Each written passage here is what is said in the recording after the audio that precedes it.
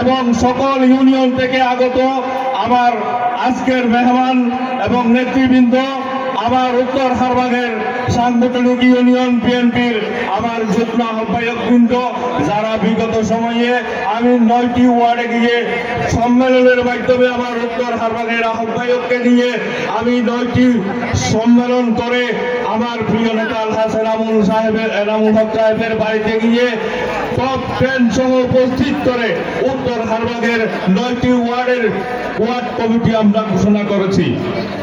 সেই থেকে আরম্ভ করে আমার চকরিয়া উপজেলা বিএনপির সাধারণ সম্পাদক মোবারক আলী সাহেবের নির্দেশে আমি আমার সম্মেলনের প্রস্তুতি আরম্ভ করে আজকে উত্তর হারবাগ সম্মেলন উপহার দিয়েছি বন্ধুরা আপনাদের সম্মুখে।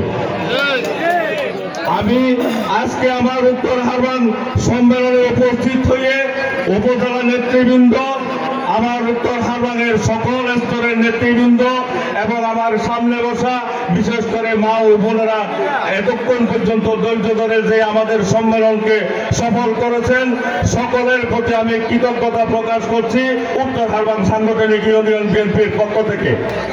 আমি পরিশেষে আমার আগামী দিনের রাজনীতিতে আমাদের সকলের প্রিয় নেতা কক্সবাজার জেলার সিংহপুরুষ আলহাজ সালাউদ্দিন আহমদ, যেই দীর্ঘ 9 বছর নির্বাচনে থাকাকালীন সময় থেকে আজ পর্যন্ত আপনারা দেখতেছেন একটি সুস্থ সুন্দর গণতান্ত্রিক পদ্ধতিতে বাংলাদেশে নির্বাচন উপহার দেওয়ার জন্য নিরলস পরিশ্রম করে যাচ্ছেন।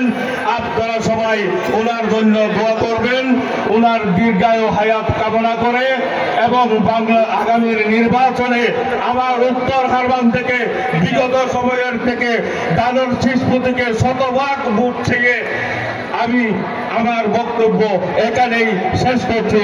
আসসালামু আলাইকুম ওয়া রাহমাতুল্লাহি ওয়া বারাকাতুহু। বাংলাদেশ জিন্দাবাদ, বাংলাদেশ জাতীয়তাবাদী দল জিন্দাবাদ।